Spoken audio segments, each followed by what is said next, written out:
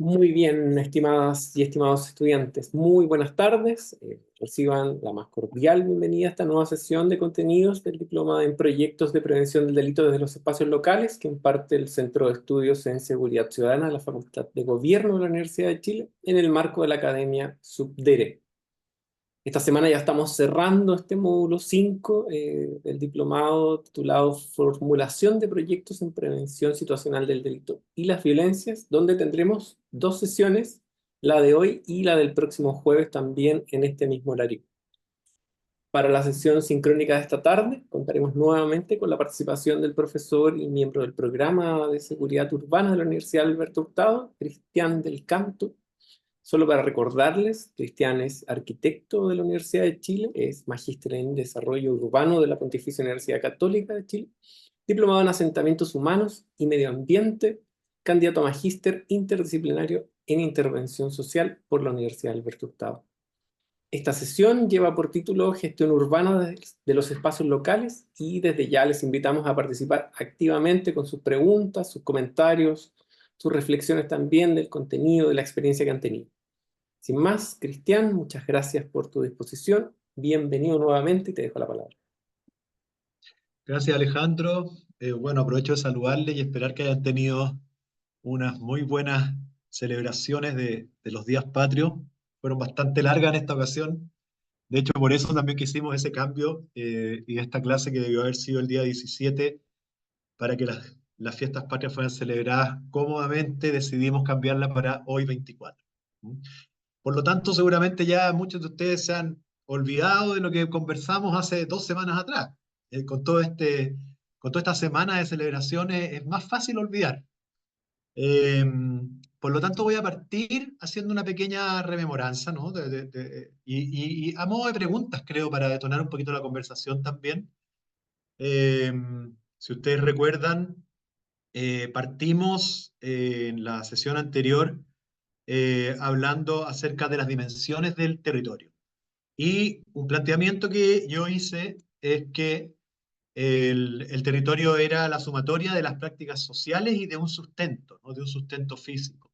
Y de alguna manera entonces yo decía que el territorio tenía una dimensión material y una dimensión simbólica. Me gustaría dejar lanzada esa idea de la dimensión material y la dimensión simbólica para ver si alguien pudiera contarnos qué entendió de eso o cómo se podría, digamos, en la práctica, cuando bajamos, ¿no es cierto?, a la formulación de proyectos, entender que existe una dimensión material y una dimensión simbólica.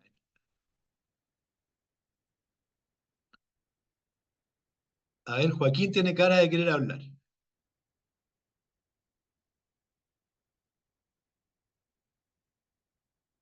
¿Hay alguna opinión al respecto? ¿O se los recuerdo yo? Parece que vamos a usar la opción B. Yo planteaba que había una dimensión material y una dimensión simbólica de una manera muy simple, ¿no? Que básicamente tiene que ver con que en el territorio hay una dimensión material que se refiere a a los usos, las funciones, a los modos de ocupación, a los modelos de producción, a todos los aspectos físicos que tienen que ver en el devenir de la ciudad. Pero asimismo, como existe esto, que son, por decirlo de alguna manera, la mirada más ingenieril del territorio, también existe una dimensión simbólica, que es la que se refiere a los valores, a los significados, a las ideas, a las culturas que están en los territorios, a los elementos identitarios del territorio, y que ambas se suman en conjunto, ¿no es cierto? Y constituyen esto que entendemos como territorio. ¿Mm? Entonces, desde ese punto de vista, desarrollamos la clase, digamos, a partir de ese concepto, ¿no? De que existía esta dimensión material o sustento y esta dimensión simbólica o prácticas sociales. Y decíamos que la intervención territorial en general no puede estar exenta de ambas, de las prácticas sociales, en conjunto con esta dimensión material, porque de lo contrario, la intervención en el territorio es solo intervención física. Ahora, ¿por qué nos metíamos en esta idea de la dimensión material y de la dimensión simbólica? Porque luego de eso, trabajamos la idea de la prevención. Y hablamos en los distintos tipos de prevención, hablamos de la prevención desde un punto de vista físico y desde un punto de vista social. Es decir, volvimos a tomar la idea de la dimensión material y la dimensión simbólica. Y decíamos que en esta mirada de la dimensión social, llamémoslo así, básicamente, para simplificar, digamos, un poquito lo que se conversó en esa clase, eh, podíamos catalogar dos grandes ideas en torno a lo que es la dimensión eh, simbólica o social, ¿ya? Eh, que es lo que llamamos la prevención social y la prevención comunitaria. Dentro de ellas existen muchas otras subcategorías, ¿no es cierto?, de la prevención desde una mirada social o social comunitaria. Decíamos que la prevención social es aquella prevención que, en el fondo, lo que busca es generar transformaciones en las causas que generan la violencia o el delito. Y desde ese punto de vista decíamos, bueno, pero las causas en el tema, digamos, de la violencia son múltiples. No son solamente por el hecho de que existan delincuentes. Existe violencia eh, porque existe problemas de educación, problemas de salud, problemas de hacinamiento en las viviendas, problemas de mala planificación urbanística, problemas de diferencias económicas o sociales profundas, etcétera. Existen muchas causas. Entonces, cuando hablamos de prevención social, vamos a esas causas y por lo tanto el abordaje tiene que ser múltiple. Hay que abordar la prevención desde la educación, desde la salud, desde la vivienda, desde la cultura, etcétera, etcétera, etcétera. Pero asimismo también decíamos que los espacios en los cuales ocurre la violencia y el delito, por lo tanto, son en la mayoría de los casos espacios urbanos, espacios físicos, un territorio donde ocurre, un territorio desde esa dimensión material. Y para eso, por lo tanto, hablábamos de lo que llamamos prevención situacional. Y esta prevención situacional tenía que ver con transformar o modificar el espacio físico de tal forma de disminuir las posibilidades de ocurrencia del delito. Y ahí hablábamos de un triángulo. No sé si recuerdan, decíamos, para que ocurra un delito tiene que cumplirse al menos estas tres características. Tiene que haber un autor motivado para que se genere un delito. Tiene que haber una víctima desprotegida, pero además del autor motivado y la víctima desprotegida, tiene que haber un espacio físico que sea propicio para que ese delito o esa violencia ocurra. Y por lo tanto, la prevención situacional dice, por supuesto, a partir del trabajo que se hace desde lo social con el autor motivado, con la víctima desprotegida, la prevención situacional dice, transformemos el espacio físico para disminuir las posibilidades de que este delito ocurra, ¿ya? Entonces, de ahí venía esta idea de la dimensión material y la dimensión simbólica del territorio, siempre entendiéndola en su conjunto. Eh, Hablamos también bastante del espacio público, del punto de vista de sus roles, sus definiciones. Hicimos una conjugación, digamos, de la ocurrencia de actividades en el espacio público relacionada particularmente a una mirada desde el espacio, desde la seguridad o ciudades seguras para las mujeres. Eh, Hicimos, digamos, formamos, en toda la clase estuvimos reiterativamente volviendo hacia la idea de cómo son estos espacios públicos distintos para efectos desde una mirada de género. Hablamos de la percepción, ¿no es cierto?, de seguridad que va por un carril distinto a la victimización, bueno, etcétera, ¿no? Básicamente, en esos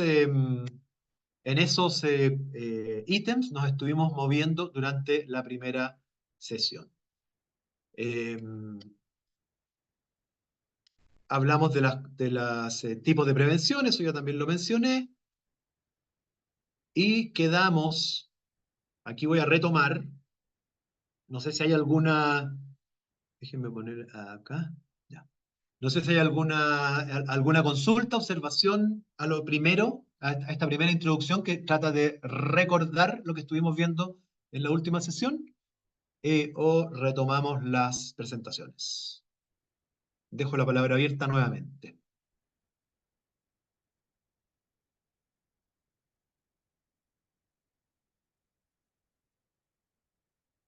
Nada, nada que opinar. Parece que tomaron demasiada terremoto, ¿ah? Ninguna duda, dice Jessica en el chat. Exceso de terremoto.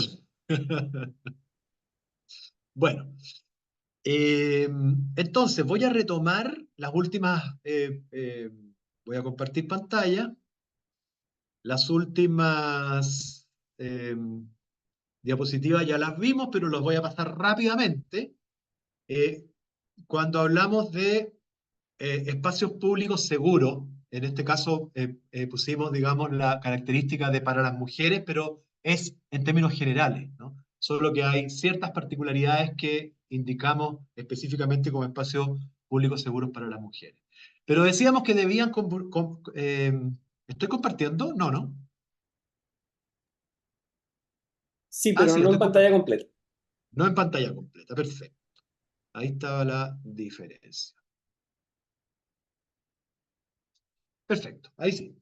Decíamos, ¿no es cierto?, que debían darse condiciones objetivas, vamos a ir rápido en esta primera parte, y condiciones subjetivas para que los espacios públicos sean seguros. Condiciones objetivas, decíamos que temas de desplazamientos, control visual, iluminación, etcétera, y condiciones subjetivas, podríamos incluso decir que las condiciones objetivas son más materiales y las condiciones subjetivas son más físicas o simbólicas, como por ejemplo que los espacios públicos estén bien cuidados, que se sientan habitados, que estén limpios, etc. ¿Ya? Decíamos que los usos también que se le daba a los espacios públicos generaban mayor o menor grado de seguridad. Hablábamos de los vigilantes naturales, de los niños, de la inclusividad en el territorio, del control de incivilidades, etc. Decíamos también que, y acá hacemos nuevamente el guiño a lo situacional y lo social. Eh, una vivienda, por ejemplo, como en el ejemplo de este, que tiene una muy mala visibilidad hacia el exterior, es una vivienda donde la vida se da internamente y no se sabe lo que está sucediendo al exterior, como se ve en estos ejemplos de acá. En cambio, una vivienda que tiene transparencia, perdón, transparencia entre el interior y el exterior, es una vivienda donde se produce la interacción entre lo que pasa dentro de la casa y lo que pasa en el espacio público. Y por lo tanto, aumentan los grados de seguridad del espacio público. ¿Eh? Bueno, y así hacíamos una serie de otras indicaciones, como el tema de la iluminación, las sombras, etcétera, las noches. ¿Ya? Y veíamos que para obtener espacios públicos seguros era necesario eh, eh, una serie de aspectos como integración, incorporación de historias propias de los barrios, incorporación de los distintos grupos etarios, los niños, adultos mayores, etcétera, y también el diseño colectivo o la participación ciudadana, tanto desde el diseño hasta la ejecución y la mantención, ¿no es cierto?, de los espacios. Y ahí nos quedamos. Yo diría que nos quedamos acá. ¿Ya? Entonces vamos a continuar eh, con, eh, con la idea de la proxémica desde el punto de vista de las relaciones interpersonales que se dan en el espacio. Y aquí quiero incluir un concepto que le vamos a llamar proxémica, pero que tiene que ver con que cuando uno está como persona, como individuo, está en un espacio público, tiene distintas gradientes de intimidad y de interrelación con los desconocidos. Podríamos decir, por ejemplo, que cuando alguien está, excepto en un ascensor o en el metro, ¿no? Donde por supuesto se vulnera este concepto, pero cuando alguien está con gente muy cercana, a menos de 50 centímetros, 15, 20 centímetros, generalmente son amistades muy cercanas, familiares, personas donde yo tengo la confianza para estar muy cerca. Pero cuando no los conozco, generalmente se producen distancias mayores, 1 metro, 1,20 m, y cuando son definitivamente eh, desconocidos, es decir, que no solo no son compañeros de trabajo, sino que tampoco son personas que sepan su nombre, su apellido, etcétera, las distancias tienden a ser de conversación mucho más mayores, ¿no? Entonces existen distancias íntimas, personales, sociales y públicas, ¿ya? Y desde ese punto de vista, quiero plantear tres grandes ideas eh, y que la vamos a después renovar, asociar a una cuarta, de cómo intervenir el espacio público. La primera es una que tiene que ver con Jane Jacobs, que es una periodista de los años 60, americana, que escribe un libro que se llama Vida y muerte de las ciudades americanas, de las ciudades norteamericanas, y que es un estudio que hace de los barrios desde el punto de vista de cómo las personas en el momento que utilizan su espacio, su barrio, le dan por el solo hecho de utilizarlo seguridad al barrio y a la calle y al espacio público. ¿Por qué planteo a Jane Jacobs? Porque curiosamente, a pesar de no haber sido ella urbanista, ni arquitecto, ni ingeniero, etcétera, ella era periodista y por lo tanto era observadora de la realidad.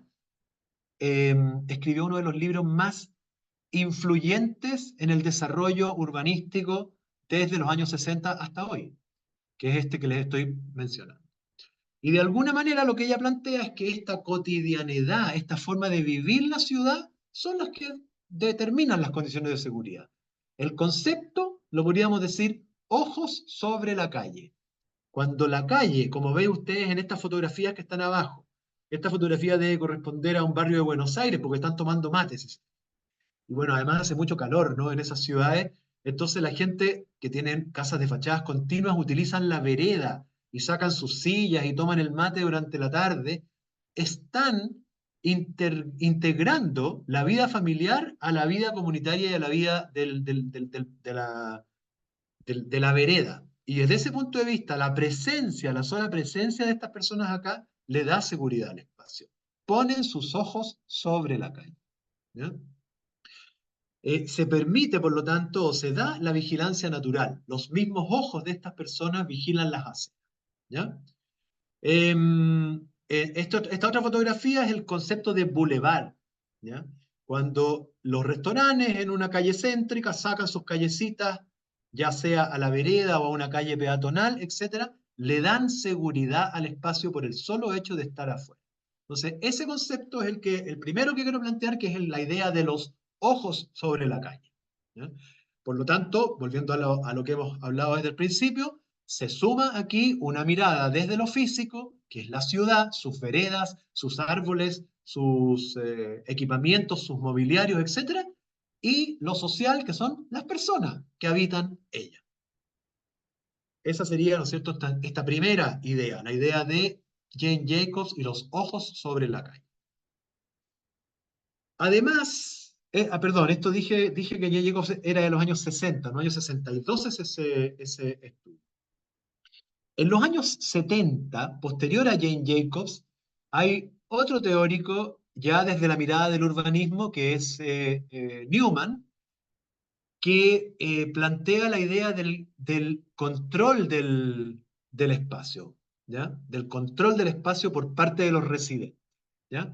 Y básicamente la gran diferencia que hay entre Jacobs y Newman probablemente es que Newman abre la discusión a la idea de que no solamente son las personas las que controlan el espacio, sino que la arquitectura, el urbanismo, los edificios. Y desde ese punto de vista, cuando los edificios son los que están mirando hacia afuera y controlando el espacio, hay un control, digamos, eh, territorial.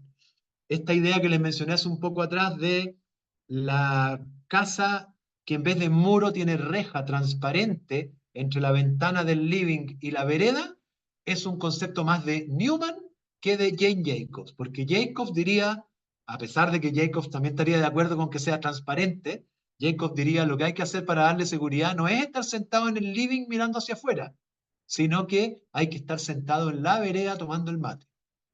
Esa es una de las grandes diferencias. Aquí podemos ver esto del espacio defendible que llama Oscar Newman, ¿no? El concepto de control del espacio o espacio defendible. Por ejemplo, él dice, en este caso, donde hay un veredón grande y ese veredón está ocupado por estacionamientos, toda esta barrera de estacionamiento aleja lo que está sucediendo en el espacio público de lo que está sucediendo al interior de los edificios. Por lo tanto, a los edificios les cuesta mucho más controlar el espacio público, defender el espacio público. En cambio, en esta vereda, que es pequeñita y que los estacionamientos están dentro seguramente de los condominios, el edificio en sí controla mucho mejor el espacio público porque hay una relación entre la calle y el espacio mucho más directa, ¿ya? Tal vez en este segundo ejemplo se puede entender más claramente. Esto es un antes y un después de un mismo proyecto, ¿ya? Un pasaje o condominio, ¿ya? Que antes tenía una distribución de estas características. Perdón. Veredas hacia el lado de las calles por acá, vereda hacia el lado de la calle por allá, ¿ya? Y unos macizos, ¿no es cierto?, de verdes al medio. Entonces, estos vecinos de este lado se hacen cargo de controlar y de mantener y de proteger esa vereda. Estos vecinos de este lado se hacen cargo de proteger esta otra, y lo del medio queda como territorio de nadie, o territorio de todos también podríamos decir, pero por lo tanto no se sabe quién es el que se hace cargo. ¿Cuál es el planteamiento desde el punto de vista del diseño urbanístico arquitectónico? Dar vuelta a la situación. Si se fijan, lo que se hace aquí es que la circulación se pone al medio y con unos asientos para que se pueda permanecer aquí en esta circulación, y los jardines se ponen hacia las casas. Entonces, por lo tanto, hay una distinción mucho más clara de lo que es el espacio público, del espacio semi-privado, y las viviendas se hacen cargo de sus platabandas, de sus antejardines, de una mucho mejor manera que en el caso anterior. Esa es un poquito la idea del espacio defendible, que viene a ser esta segunda idea. Primero teníamos a Jane Jacobs y el utilizar la calle. Segundo, a Oscar Newman con el espacio defendible, que los espacios públicos estén diseñados de tal forma de que por su propio diseño, independiente del uso, ya tengan mayor seguridad. Vamos ahí adentrándonos entonces en lo que constituye al final esta mirada de los espacios públicos seguros y la prevención situacional.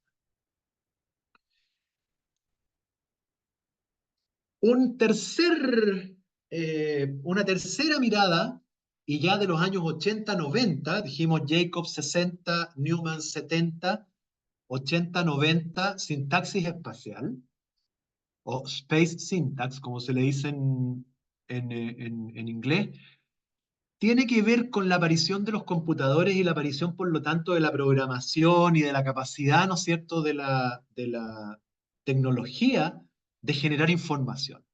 ¿Mm? El principio básico de la sintaxis espacial es la idea de que la seguridad urbana está directamente vinculada a los flujos de movimiento que una ciudad tiene.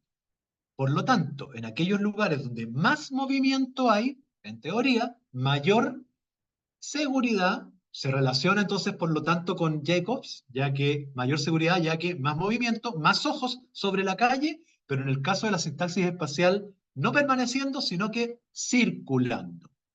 Las calles con mucho tránsito vehicular, las calles con mucha gente caminando por las veredas, circulando por las veredas, debieran ser entonces más seguras que aquellas abandonadas, ¿no? Entonces, desde ese punto de vista, Lo que hace la sintaxis espacial es que se respalda en la capacidad de generar información en los computadores y por lo tanto programas computacionales pueden determinar dónde hay más o menos seguridad dependiendo, ¿no es cierto?, de la cantidad de flujos que por ellos circulan. Lo que ustedes seguramente han visto desde el punto de vista de la capacidad de los computadores de generar información es todo lo contrario, que son lo que llamamos los hotspots, ¿no? ¿Qué es lo que son los hotspots? Son aquellos lugares, aquellos mapas donde se georreferencian los delitos. Y por lo tanto tenemos ciertas manchas donde decimos aquí es donde más delito ocurre. Bueno, desde un punto de vista ya no hotspot, sino que podríamos decir soft spot, no sé, podríamos en vez de, así como georreferenciamos los delitos, podríamos georreferenciar los flujos. Y por lo tanto, al georreferenciar los flujos, georreferenciamos también aquellos lugares que, por su cantidad de flujo, debieran ser más seguros. ¿Ya? Esa es un poquito la idea de la sintaxis espacial. Aquí tenemos un ejemplo. Vamos a partir con este edificio, es una planta de un edificio, ¿ya? Para que se entienda la idea, ¿ya? Esto es una planta donde hay una primera entrada a un patio, ¿ya? Una segunda entrada a un patio de fondo y una tercera entrada a un patio ya mucho más de fondo, ¿ya? Que es el B y el F, ¿no? Asimismo, desde el patio principal también se puede entrar al A y al E, ¿ya? Desde el punto de vista de la seguridad o del control visual, llamémoslo así, ¿ya? Podríamos pensar en vectores. Con un puro vector, mapa axial, con un puro vector, yo desde afuera controlo el espacio C, el del medio, con una pura mirada, ¿no? En cambio, para controlar el D, tengo que llegar hasta el fondo y mirar para allá, mirar para acá. Es decir, necesito un segundo vector. Un vector, dos vectores. Y con eso controlo el D. Si quiero controlar el A o el E, lo mismo. Tengo que entrar un vector, dos vectores, ¿ya? Y si quiero controlar el B o el F, tengo que hacer 1, 2, 3. Lo mismo para el otro lado. 1, 2, 3. Entonces, ese concepto, los computadores lo pueden simular. Aquí hay bueno, y por supuesto, aquí está el gráfico, ¿no? En el 3 es donde habría mayor seguridad o menor necesidad de mapas axiales, digamos, de ejes para controlarlo. En el 2 y el 4 menos, y en el 1 y 5 mucho menos. En una ciudad, las calles, desde el punto de vista, ¿no es cierto?, de sus perspectivas, son vectorizables. Entonces, la sintaxis espacial, el cómo nos desplazamos en la ciudad, perfectamente podría, con la cantidad de información que hay sobre la ciudad, decir, bueno, en estas calles donde hay menos circulación, las que están verdes aquí, ¿no? eh, debiera haber menor grado de seguridad que en las que están con mayores flujos, las que están en rojo o las que están en naranjo, ¿ya? Y por lo tanto, ese estudio un computador nos arroja que los grados de seguridad, vamos aquí a usar otros colores, el rojo y el naranjo son los lugares con más flujos y por lo tanto con más seguridad, tal vez algo aquí también, el verde, flujos intermedios y por lo tanto menos seguridad, y el azul, flujos muy bajos, generalmente pasajes ciegos o que tienen solamente, si se fijan, estos son entrada aquí y salida acá y nada más, no tienen conectividad y por lo tanto tienen menores grados de flujo y menores de grados de seguridad, ¿ya? Así es como trabaja la idea de la sintaxis espacial. Aquí hay un ejemplo bien fácil de entender. Porque además es teórico, ¿ah? No significa que esto sea así. Pero este es nuestro Palacio de la Moneda. La Plaza de la Constitución, Palacio de la Moneda, la Plaza de la Ciudadanía, la Alameda y las calles aledañas. Desde la mirada del Space Syntax, independiente de los guardias, porque por supuesto que el Palacio de la Moneda es seguro, pero además tiene una guardia presidencial, etcétera, ¿no? Pero si no hubiera nada más que el espacio,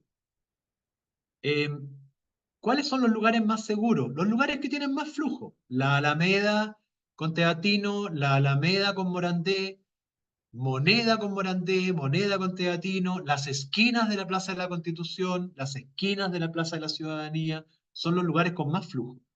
Aquellos lugares, digamos, con flujos intermedios, las calles secundarias, eh, y aquellos lugares interiores, menos flujos y por lo tanto menos ojos sobre la calle. Este gráfico, perdón, creo que lo grafica, perdón, me equivoqué, me fui al otro lado. Ahí, este gráfico lo grafica claramente, menos ojos sobre la calle, morados. Salgámonos de la idea del Palacio de la Moneda, porque efectivamente, claro, efectivamente, esto está hecho por un computador sin pensar o sin poner el dato de que en la moneda hay, es una oficina, un espacio interior y además hay guardia, ¿no? Hay carabineros, etc. Pero veamos esto de aquí, la calle Nueva York. La calle Nueva York hacia Bandera. La calle Alameda o Moneda tienen una cantidad de flujos con una buena cantidad de ojos sobre la calle. La calle Nueva York, en cambio, donde ya no pasan autos, es peatonal, pero además es peatonal de un uso peatonal bastante más restringido que el Paseo Ahumada, por ejemplo, entonces tiene menos ojos sobre la calle. Y este pasajito que une la calle Nueva York con Bandera tiene muy poco uso y por lo tanto muchos menos ojos sobre la calle. Entonces, desde el punto de vista de la sintaxis espacial, lo que planteaba es que se puede, que puede un computador tomar esa información y llevarla para generarnos insumos, ¿no es cierto?, para entender el espacio público y su relación con la seguridad. Y el cuarto, porque les dije que estos tres derivaban en un cuarto, ¿no? Teníamos a Jane Jacobs y los ojos sobre la calle, tenemos a Oscar Newman y el espacio defendible, tenemos la idea de la información que podemos generar a través de datos con computadores, ¿ya? Y todo esto, de alguna manera, ha sido recogido en una forma de intervenir el espacio público que seguramente han escuchado muchas veces, que es el famoso SIPTED, muy difícil de pronunciar además, pero que básicamente es control de la delincuencia mediante el diseño ambiental. El SIPTED es la sigla en inglés, ¿no? Que es bien difícil de pronunciar para nosotros, pero todos sabemos de lo que estamos hablando. Y esta metodología, llamémosla así, de intervención, básicamente recoge todos estos elementos que hemos estado viendo en las tres anteriores. Plantea que básicamente tienen que cumplirse distintos conceptos, ¿no?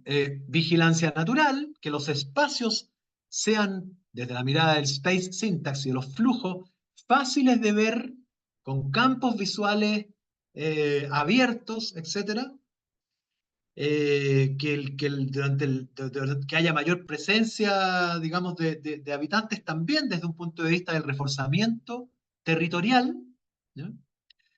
Que haya un control, que se dé un control natural de los accesos, ¿ya? Que el espacio público esté en buenas condiciones, bien mantenido, y tal vez el que a mi juicio por lo menos es el más importante de los cinco, que exista un grado importante de participación comunitaria en la decisión de cómo se llevan a cabo estos espacios. Eh, Vamos a detener Disculpa, aquí. Cristian, Sí, te va a leer una espérate, voy a dejar pregunta de del chat. compartir. Ya, excelente. Vamos a mirar la pregunta del chat. Sí, Hay dos comentarios respecto a este gráfico que mostrabas. ya. Primero, Jessica preguntaba si el programa era gratuito. El Space Syntax. Mira, no, no, la respuesta es no. Y en verdad es lo que yo quiero mostrar, no es el programa, ¿ya? Por supuesto que deben haber muchos programas, incluso gratuitos, que lo simulen. Pero lo que yo quiero mostrar es la idea, el concepto, no el programa, ¿ya? Hay algunos urbanistas que trabajan con estos programas, eh, pero el concepto me interesa que hay detrás, que es de poder entender los flujos y las miradas, Jane Jacobs y las miradas, los ojos de los detenidos y los flujos de movimiento, el tránsito, el auto, la persona caminando, Y además un tercero que es el edificio y sus ventanas, Oscar Newman, son los tres que me suman estos insumos para que se entienda de mejor manera. Pero no los estoy llamando a que busquen el programa o que los sigan, sino que a las metodologías que hay detrás de ellos. Son programas de expertos, en general son ingenieros los que trabajan con este tipo de programas. ¿Mm? ¿Hay Bien, otra hay muchas pregunta? gracias, también nos dice Jessica. Sí, la pregunta es de Andrés, también que quería leer. Dice, Ajá. el flujo de movimientos, ¿cuánto es flujo alto o bajo en términos de cantidad? Eh, Va a depender de la escala en la cual se esté trabajando. O sea, en el Paseo Ahumada, probablemente el flujo alto es el flujo que hay donde durante la mayor, desde las 8 de la mañana hasta las 7 de la tarde. Pero si tú vas al Paseo Ahumada a las 2 de la mañana, hay flujo también, pero es mucho más restringido. Ahora, si es que tú estás en un barrio, en una plaza de barrio, el flujo más mayoritario probablemente va a estar a las 6 7 de la tarde después del trabajo cuando las familias salen con los niños a la plaza. Eh, pero a las, qué sé yo, 7 de la mañana, 8 de la mañana, las plazas están abandonadas. Entonces, no te podría decir en cantidad, porque va a depender de la escala del espacio público del que se esté refiriendo. Justo ahí nos está solicitando la palabra Andrés. Es. No, o sea, sí, la respuesta está como clara.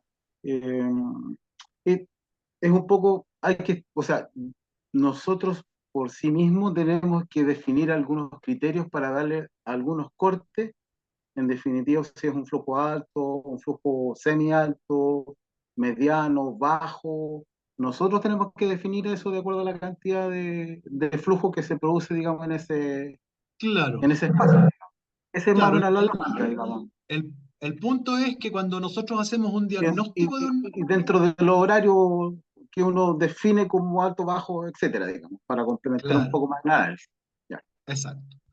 El punto es que cuando nosotros hacemos un diagnóstico del espacio público, entonces tenemos que mirar los flujos, por ejemplo. Tenemos que mirar el transporte, tenemos que mirar, bueno, más adelante les voy a mostrar algunos ejemplos de eso. Mirar el transporte, mirar los flujos peatonales, la calidad y la cantidad de, no solo de espacios públicos, sino que la calidad de las veredas, por ejemplo. Si las veredas están en malas condiciones, el flujo peatonal va a ser más bajo. Si es que tienen mala iluminación, el flujo peatonal va a ser más bajo. Entonces, básicamente, como insumo, los flujos, los ojos y los cuerpos en las veredas y los edificios, que son capaces también de controlar el espacio.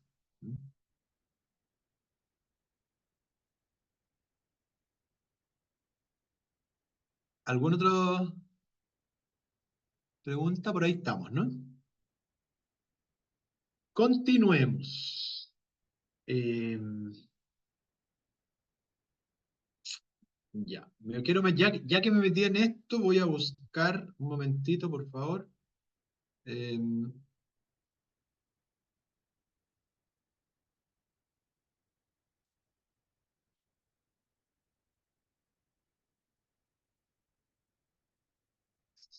Esto ya está. Denme un segundito.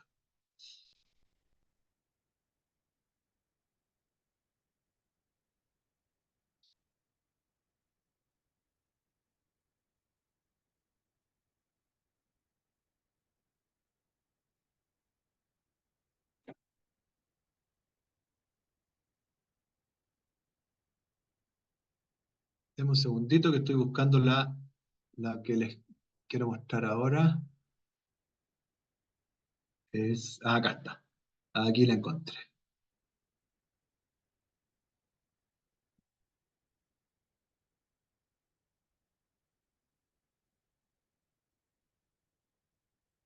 Ok, vamos a compartir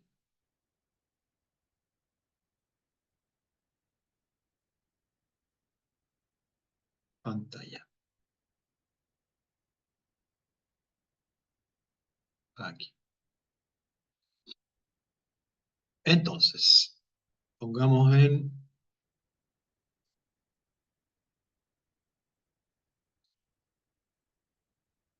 Veamos esta idea de levantamiento de información que les mencioné, ¿no es cierto? ¿Qué información es la que necesito yo desarrollar para, o levantar para desarrollar proyectos de prevención de situación? Vamos a ver un ejemplo de una población en la cual me tocó trabajar hace unos años atrás, en la comuna de El Bosque, ¿eh? Y está avanzando, ¿no? No, no avanza. Ahí sí, ¿ya? Ahí sí. Por ejemplo, aquí tenemos una población de 400 viviendas más o menos. Este sería el polígono a intervenir. Entonces, levantamos la información de qué espacios públicos existen, cuáles son las áreas verdes que están consolidadas, las que fueron autoejecutadas por los vecinos, las que no están ejecutadas, que son áreas café que les llamamos, ¿no? O las que están en ejecución, cuáles son las calles y cuáles son las veredas. Pero asimismo también levantamos la información de cuáles de estos espacios públicos están en buenas, en regulares o en malas condiciones. Entonces ustedes se fijan aquí, en buen estado hay algunas plazas, pero hay otras que están en malo, veredas también se levantan, etc. ¿Ya? Asimismo también levantamos la información acerca de los equipamientos existentes. ¿Cuáles son, qué equipamientos hay? ¿La escuela, la cancha o el equipamiento deportivo, la sede social, los paraderos, equipamiento de culto, pequeñas iglesias que hay evangélicas, ¿no es cierto?, que hay en la población, se levantan como equipamiento. ¿Dónde están? Pero asimismo, si están en bueno, regular o mal estado. Levanto también la información acerca de las áreas verdes. Están consolidadas, autoejecutadas, en ejecución, sin ejecutar. ¿Qué tipo de especies y en qué condiciones están los distintos masa arbustiva que existe, por ejemplo? También sirve desde el punto de vista de la seguridad, entender su follaje, etc. ¿No? El comercio del barrio. ¿Dónde está ubicado? El comercio es muy importante porque el comercio es un lugar de encuentro. En un barrio es un lugar de encuentro. ¿Dónde están los que son de abarrotes, de helados, telefonía, botillería, carnicería, etcétera? Todos esos lugares de encuentro se deben diagnosticar dónde están, ¿ya? Asimismo, temas que tienen que ver con la tenencia del suelo, propiedad privada, propiedad municipal, del Servio, bien nacional de uso público, etcétera, ¿ya? Con respecto a las viviendas, también, ¿de qué materiales son las viviendas? Albañilería, madera, acero, sitios eriazos, y asimismo la calidad de las viviendas. Generalmente, la calidad de las viviendas está asociada a los lugares de más mal estado, son los lugares más vulnerables. Si ustedes se fijan aquí, en este sector de acá, aparentemente estaría como los lugares de mayor vulnerabilidad porque hay una mayor concentración de viviendas en regular o mal estado. Los flujos, lo mencionábamos anteriormente. ¿Cuáles son los flujos peatonales? ¿El flujo mayor, moderado o restringido? Claro, por supuesto, en las calles donde pasa locomoción pública, colectivos, etcétera, va a haber mayor flujo peatonal, moderado en las secundarias y restringido en los pasajes. Desde el punto de vista de los flujos, ¿cómo están las veredas? ¿En malo, en regular, en buen estado? También hay que levantar esa información para tomar decisiones de inversión. Desde el punto de vista del flujo vehicular, porque el que veíamos antes era el peatonal. Si hay flujo vehicular intenso, moderado o restringido, ¿ya? La calidad de las calzadas, aquí lo que se hizo en este caso, si ustedes ven, son como unas manchitas. Levantamos en este caso cada evento, le llaman ahora, pero cada hoyo, llamémoslo tal cual como se debe llamar, y esto nos sirvió para tomar la decisión de que esta calle había que repavimentarla, que es por la que se priorizó, digamos. Había presupuesto solo para la repavimentación de una de ellas. Eso mejora los flujos, mejora, por lo tanto, también las condiciones de sensación de seguridad desde el punto de vista de tener una calle mejor mantenida, disminuye también la posibilidad de ocurrencia de ciertos delitos, como por ejemplo los cobros de peaje, que son muy comunes en calles muy llenas de hoyos porque tienen que circular muy lento los autos, etc. La señalética existente, la iluminación existente, dónde están los postes de alumbrado, si hay peatonal o vehicular, etc. ¿Ya? desde el punto de vista de problemas medioambientales, dónde se producen microbasurales, dónde se producen estancamientos de agua, desde el punto de vista de las plusvalías, cuáles son los lugares donde las propiedades tienen mayor plusvalía, menor plusvalía, eh, la presencia de instalación sanitaria, de transporte, el recorrido de ciclovías, de colectivos, de micros, etc. ¿Ya? ¿Dónde se producen encuentros de la comunidad? Aquí ya estamos mirando más desde una mirada más que física, más social. ¿Dónde se produce encuentro? ¿Dónde se encuentran los jóvenes? Principalmente, si ustedes ven, estas que son celeste y celeste con verde, jóvenes y niños, ¿no? Mujeres, ¿dónde se encuentran? ¿En cuáles son las sedes sociales donde se produce mayor encuentro de mujeres o las plazas donde se produce mayor encuentro de mujeres? ¿Dónde se encuentran hombres, adultos mayores, etc. Asimismo, también desde una mirada de la percepción de inseguridad, cuáles son los lugares que son considerados inseguros y por qué. Porque existe microtráfico de drogas, porque existe oscuridad, porque existe prostitución, etc. Desde ese punto de vista, entonces, la intervención en el espacio público eh, siempre parten desde la idea de cuáles son los proyectos de prevención situacional que se deben realizar a partir del diagnóstico y de la información que vimos que había que levantar. Preguntas al respecto de este levantamiento de información. Sí, ahí Jessica preguntaba cuánto tiempo demoró en levantar esa información. Bastante trabajo, comenta. Ya, buena pregunta. Mira, esto corresponde a una... Perdón, se me quedó ahí, ya. Este proyecto particularmente corresponde a un diagnóstico que se hizo para un Quiero mi barrio. El Quiero mi barrio tiene varias etapas. La primera etapa, que es la etapa 1, que es la de generación de el plan de gestión de obras y plan de gestión social. Luego vamos a hablar del Quiero mi barrio, ¿no? Es una etapa en la cual dura más o menos 4 o 5 meses y en la cual hay que levantar toda la información, tanto la física como la social.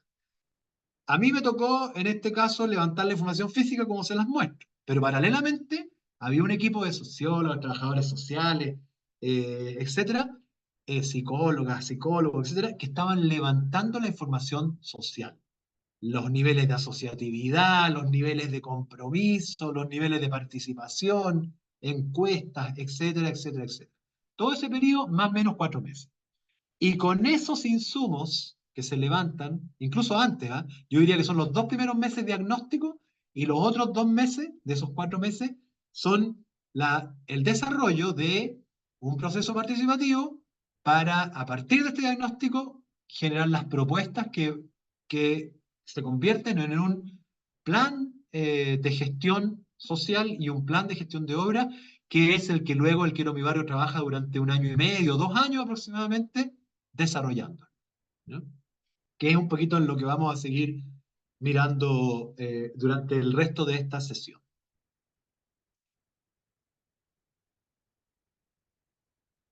Super, ahí ¿Alguien más? Natalie tiene la ¿Natalie? manito. ¿Sí? Sí, hola, buenas tardes. Hola.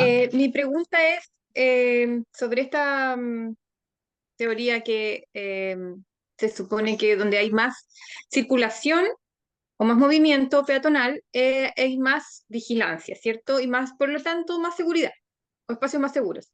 Pero no nos pasa lo mismo, y creo que en algunos sectores no pasa, en los centros cívicos, por ejemplo, en los centros comerciales, en los lugares que concentran comercio, donde se ve que la concentración de delitos como hurtos, lanzazos, esos son mayores que en otros Sí. lugares. Entonces, ¿cómo esta teoría responde a eso?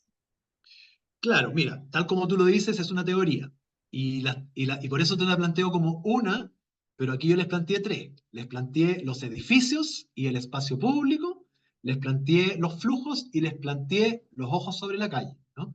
Y tienen que actuar en conjunto. Y además le tendríamos que agregar un cuarto, que es el control, no solamente el control social, sino que también el control policial, el de los guardias, ¿no es cierto? El que también es prevención situacional. ya sea los inspectores municipales o las ferias que pueden tener sus propias guardias, sistemas de seguridad privada, etc. ¿Ya? Todos en conjunto tienen que actuar. Ahora tú tienes toda la razón de que efectivamente mientras más concentración en lugares comerciales hay mayores niveles de delito. Totalmente de acuerdo. Pero tal vez tiene que ver con el tipo de actividad. ¿Qué es lo que está sucediendo en el lugar donde hay mayor concentración de actividad comercial? Están habiendo transacciones. Está habiendo gente que va con recursos, sobre todo en aquellos lugares donde son las ferias libres que o el barrio Meix o los lugares, digamos, de las carpas azules, etcétera, donde no necesariamente se compra con transferencia o con tarjeta de crédito, sino que con efectivo. Y por lo tanto hay mucha más,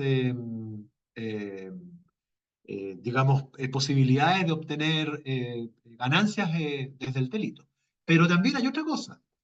Aquellos lugares tremendamente saturados de actividad comercial son actividades donde ese concepto del ojos sobre la calle se sobresatura, porque el mismo kiosco, el mismo toldo azul, la misma señora tapando su, digamos, su mercadería y las mismas personas que circulan generan bolsones de oscuridad, no de oscuridad lumínica, sino que de oscuridad visual. Y por lo tanto, posibilitan que el delito se ocurra en esos lugares. Eso implica entonces que efectivamente en ese tipo de lugares tiene que haber mucho más control desde el punto de vista más allá de solamente lo social comunitario. Ahora, si es que los locatarios están organizados y tienen un sistema, y esto corre para las ferias y también para un pasaje, ¿no? Si los locatarios o los vecinos están organizados y tienen un sistema que se avisan con WhatsApp o con un silbato, no tengo idea, anda una persona robando, van a estar todos atentos a que eso se disminuya. A ningún locatario le conviene que le roben o que le roben a sus clientes porque los clientes dejan de ir. Entonces, también ahí se produce un fenómeno de organización comunitaria que también le da mayor seguridad al espacio.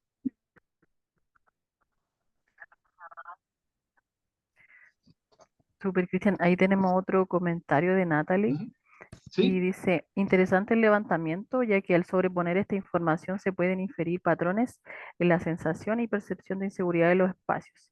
Ahora bien, Ujú. creo que también sería interesante incorporar el análisis socioespacial, cercanías, distancias, por ejemplo, con los diferentes centros urbanos.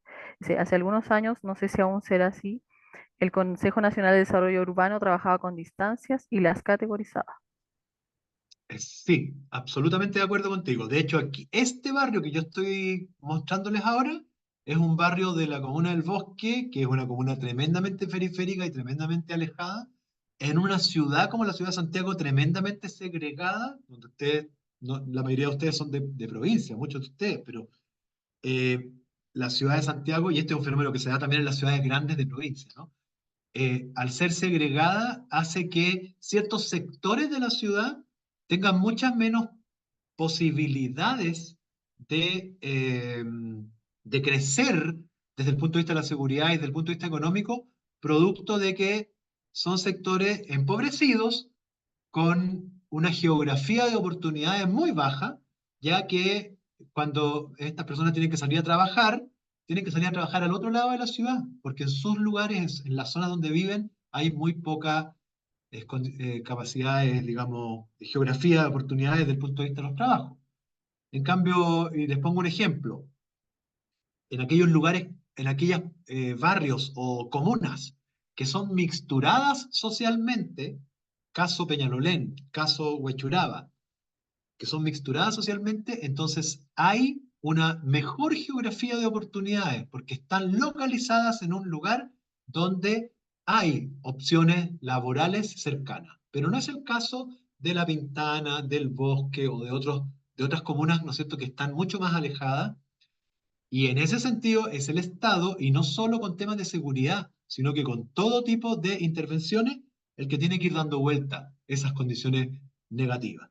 El hecho, por ejemplo, que a Quilicura hace unos pocos años atrás haya llegado a la plaza de Quilicura el metro, o que también haya llegado hace poco, el año pasado, si no me equivoco, hasta San Bernardo, pasando por el bosque, que es lo que estaba hablando ahora, acerca, no en términos de distancia física, sino que de distancia relativa, a esos lugares, a las oportunidades de la ciudad.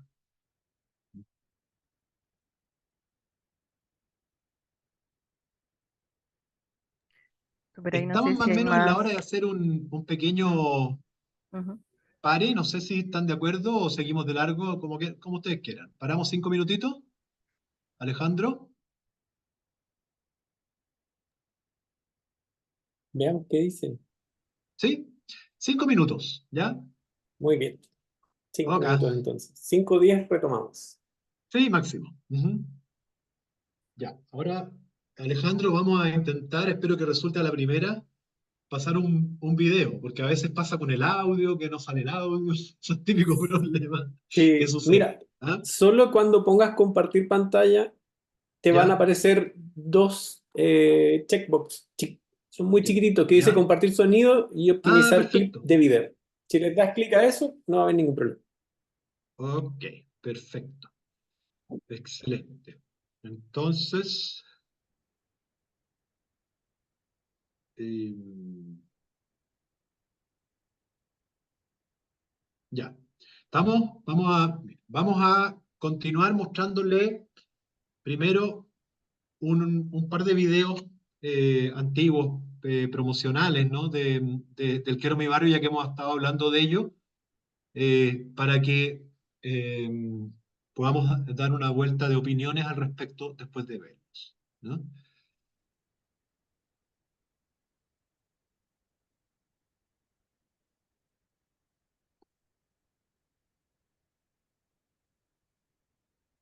Dígame si se ve.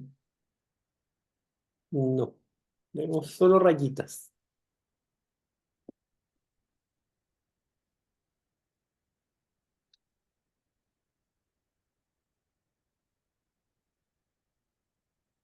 No se ve. ¿Se ve? No, No se ve. no. Vemos la pantalla en gris con muchas líneas. Vamos a poner desde el principio.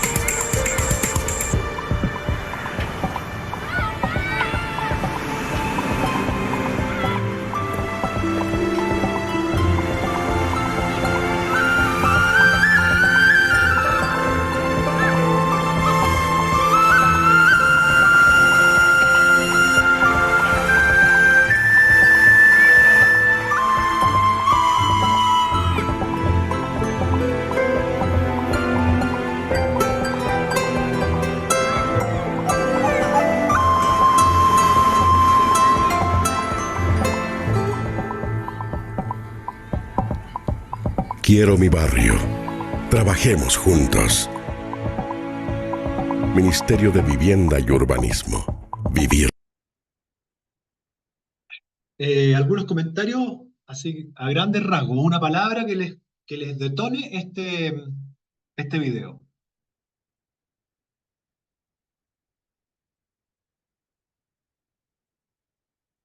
Bueno, voy a decir la que me detonó a mí cuando lo vi por primera vez.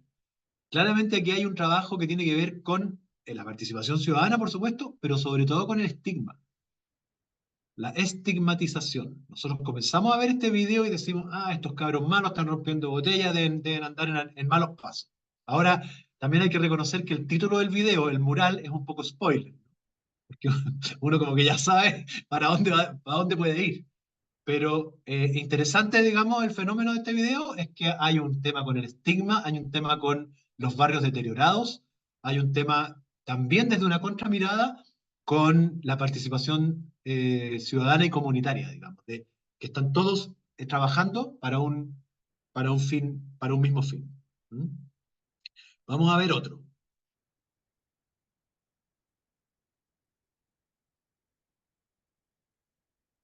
Momento, primero lo tengo que poner.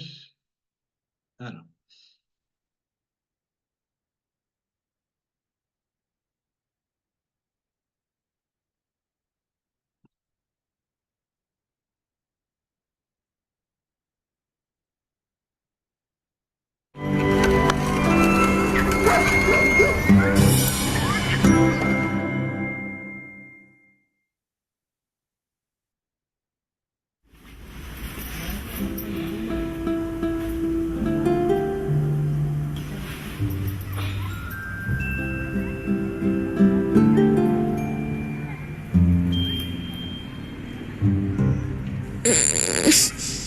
Ya. Está bueno el día. Hoy sí que puedo ir a jugar.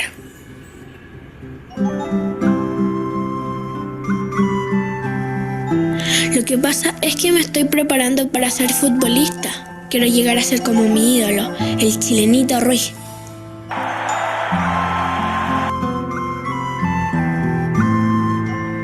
Pero a veces no puedo salir a entrenar porque mi mamá no me deja. Tengo que aprovechar que el día está lindo, porque ella siempre me dice que los buenos futbolistas no juegan con los días feos, que juegan mal.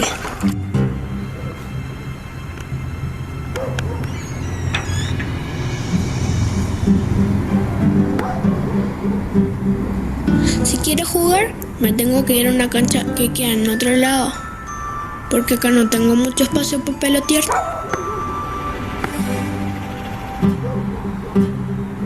Y la plaza que usaba para entrenar ya no se puede ocupar.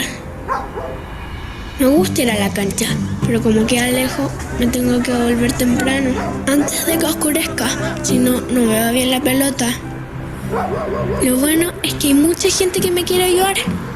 La señora Olga, don Pepe, la vecina al lado, la señora Raquel.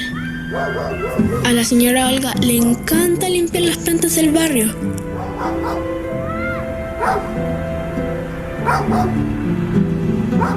Don Pepe siempre se preocupa de recoger la basura y alega que la gente vuelve a ensuciar.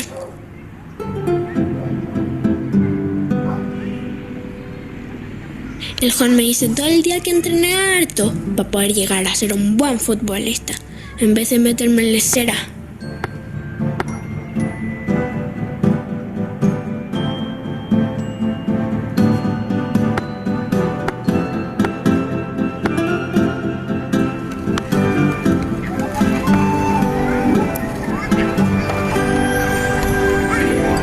Cuando todos se juntan, se pueden hacer cosas buenas.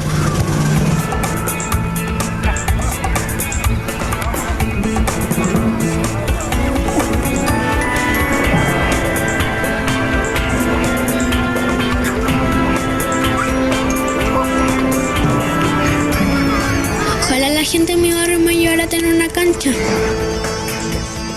Quiero mi barrio. Trabajemos juntos. Ministerio de Vivienda y Urbanismo. Vivir mejor.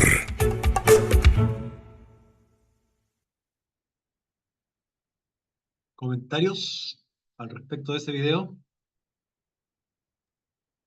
Ahí en el chat, Germán pone uno que dice, cuando todos se juntan, se pueden hacer cosas buenas, como dice el niño.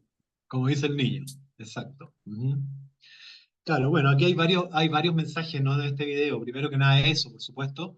También las diferencias entre los distintos barrios que están muy cercanos uno al otro, tanto como que el niño lo puede caminar.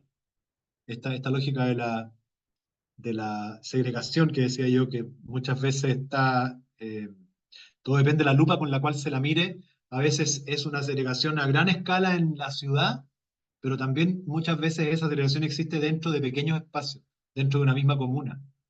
Eh, eh, y claro, efectivamente, aparentemente este niño vivía en un barrio que es los barrios que se consideran barrios tomados por la delincuencia y por lo tanto barrios donde hay control de parte de redes más bien nocivas o perversas, y por lo tanto los chicos o chicas que tienen intenciones de tener una vida sana tienen que salir a otros lugares. Tienen o bien refugiarse al interior de sus casas, lo que es incluso peor, a pesar de que es entendible, ¿no? que suceda, porque al refugiarnos al interior de nuestras casas, lo que hacemos justamente es abandonar el espacio público en el cual hemos estado planteando que hay que poner los ojos y los cuerpos sobre él.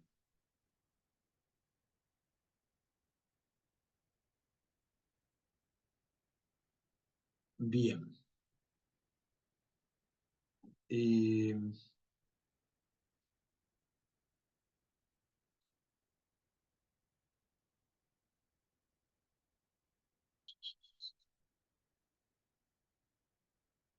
un último videito.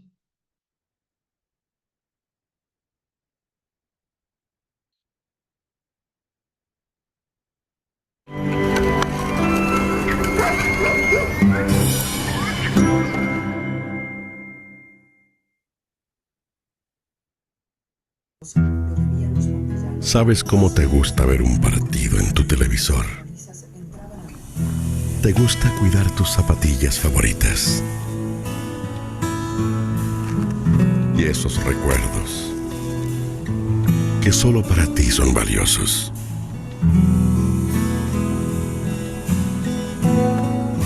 Te encanta sacar aplausos con lo que haces y ver tu casa llena de vida.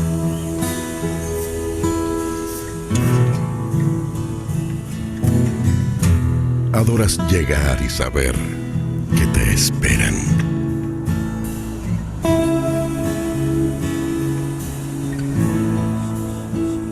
Si amas lo que es tuyo, ¿por qué no cuidar lo que es de todos? Quiero mi barrio. Trabajemos juntos. Ministerio de Vivienda y Urbanismo. Vivir mejor. Bueno, ahí el mensaje es mucho más evidente, ¿no? Como esta cosa que nos decían, nos decían los profesores en el colegio, no sé si les tocó a ustedes cuando decían, ¿y esto que estás haciendo acá, lo haces en tu casa? Como ese reto típico de que en el colegio uno tenía conductas que jamás hubiera tenido en su casa, como si uno se subía arriba de la mesa, te preguntaba el profesor, ¿y en tu casa tú te subes arriba de la mesa?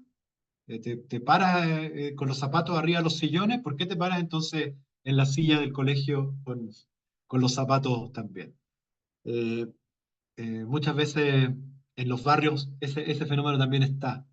Y no cuidamos lo que es de todos, pero tenemos mucho interés en cuidar lo propio. Bueno, esto tenía que ver con entrar en la idea del Quiero mi barrio, al cual hemos estado dándole en estos últimos ratos. Por lo tanto, ahora les quiero mostrar una intervención, una presentación que se hizo en uno de estos Quiero mi barrio. Vamos a retomar con la misma donde hicimos el diagnóstico de la comuna de El Bosque, para mostrarles un poquito cómo es el proceso. Luego de eso, una pequeña conversación y vamos a cerrar con lo que a mi juicio es el cómo, no solo cómo es, sino que cómo debiera ser el proceso. Con eso yo creo que vamos a andar más o menos bien en los tiempos. ¿Mm? Entonces, vamos a buscar primero eso.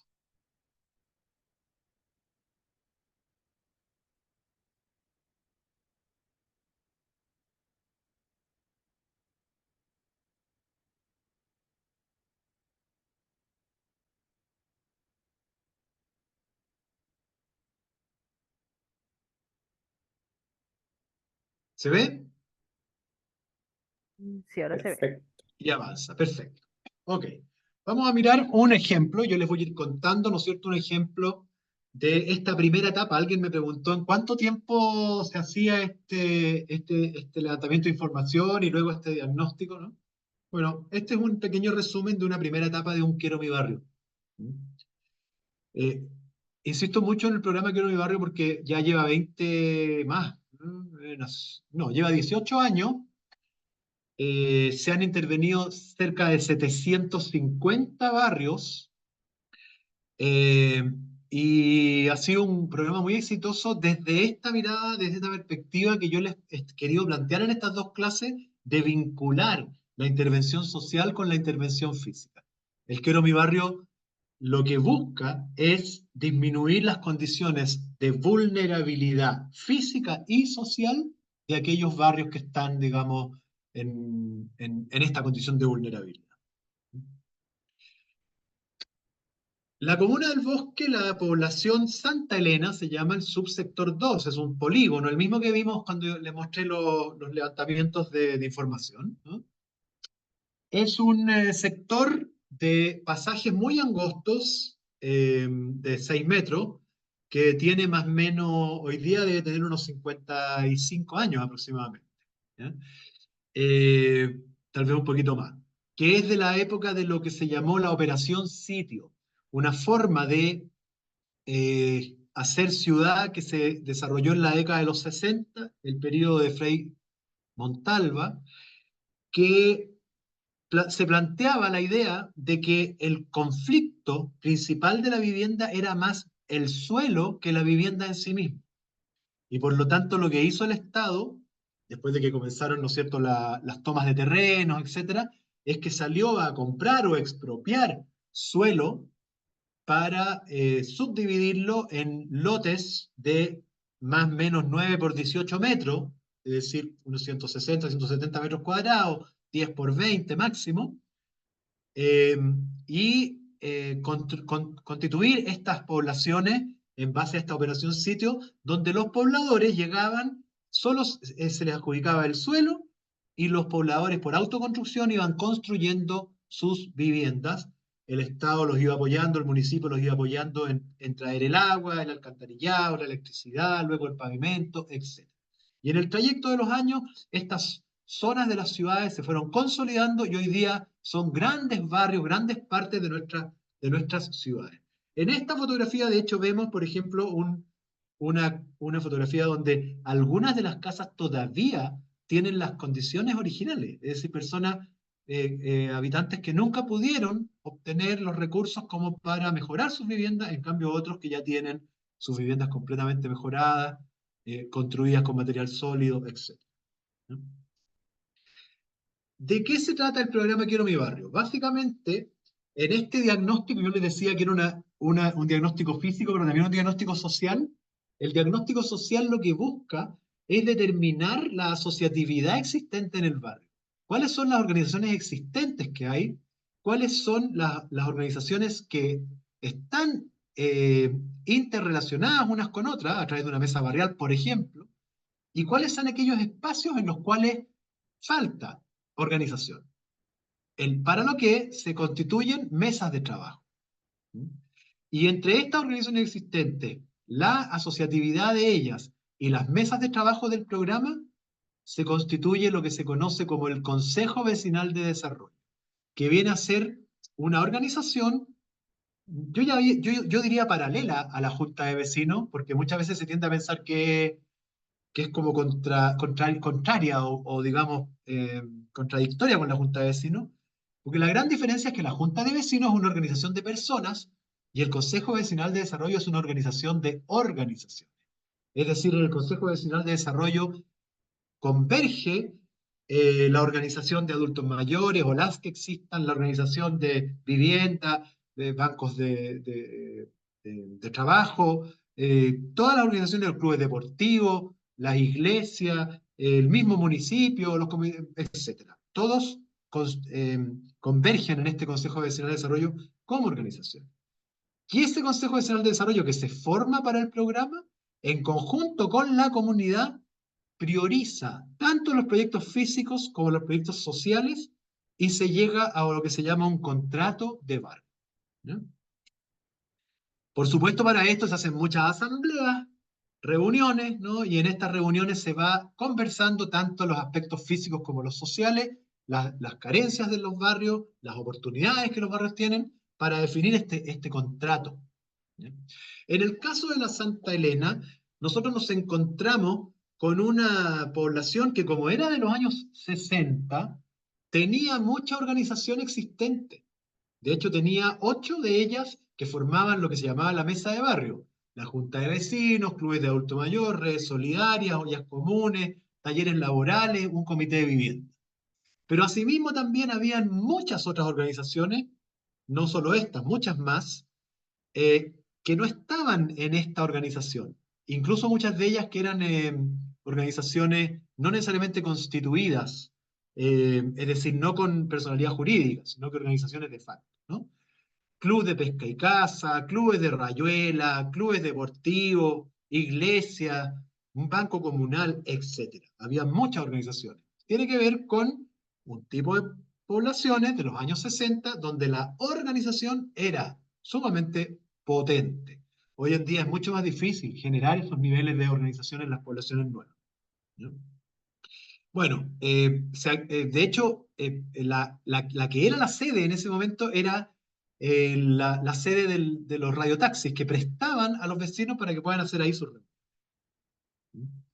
Había una mesa barral activa, como les dije, las 8 que les mencioné anteriormente. Aquí estaba el Consejo Vecinal de Desarrollo sesionando en la sede de los taxistas, ¿no? Definiendo, ¿no es cierto?, lo que iba a ser ese contrato de barrio. Pero además había ciertos espacios que el diagnóstico que se hizo determinaba que no estaban necesariamente bien cubiertos. No habían adecuadas organizaciones de infancia, si bien había una escuela, no habían adecuadas organizaciones de infancia. Las de jóvenes principalmente tenían que ver con clubes deportivos, pero había muy pocas organizaciones de otros ámbitos en el ámbito de la juventud.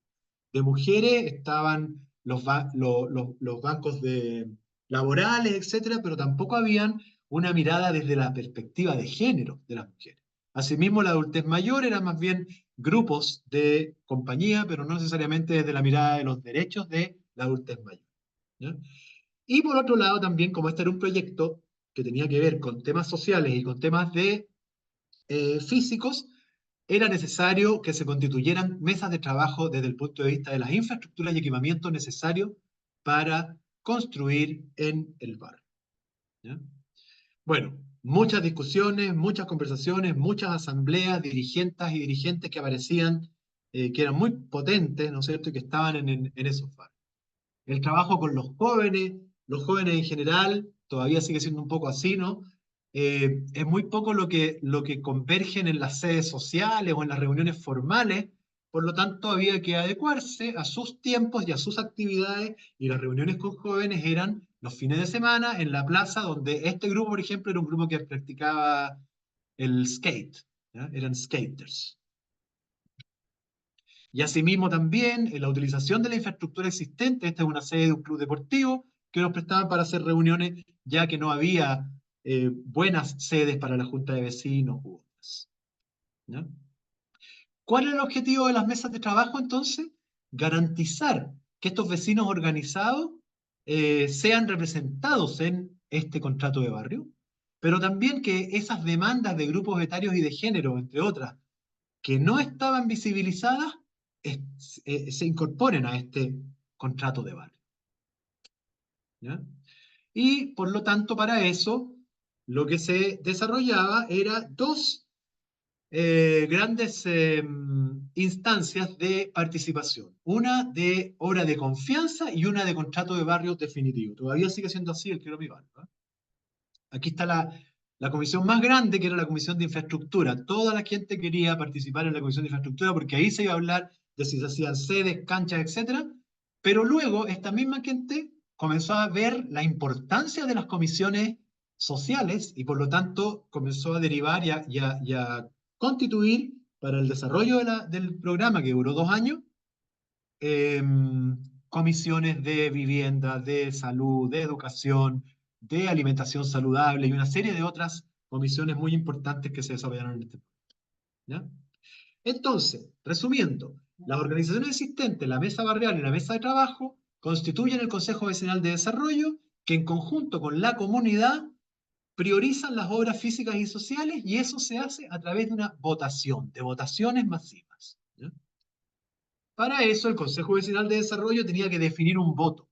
El voto era una tremenda sábana, un poco como la que vamos a usar en un mes más, ¿no?, para algunas de las elecciones. Porque lo que se trataba era de asociar proyectos físicos y sociales. Es decir, que no solo se vote por la cancha o por la sede, sino que se vote también por el curso de computación, por la organización de mujeres, o etcétera. Digamos, otros aspectos que eran muy importantes de relevar. Bueno, y así entonces se hace una primera votación, que es la que se llama obra de confianza. La forma de expresar los proyectos tiene que ser muy gráfica. Aquí se veía como la plaza con el escaño, etcétera, la iluminación en este otro caso, y una breve reseña, ¿no? Iluminación de la Plaza Los Zafiros, y la Plaza Santoriana. Mobiliario en la Plaza Los Zafiros, lomos de toro y talleres de computación, etc. ¿Ya? Que sea muy gráfico. Se llevó a cabo la votación. La votación, una de las particularidades que tuvo es que decidimos, una de las cosas que se decidió es que también votaran los niños. Al principio, los adultos decían, pero ¿cómo? Niños y niñas van a votar todos por los juegos infantiles.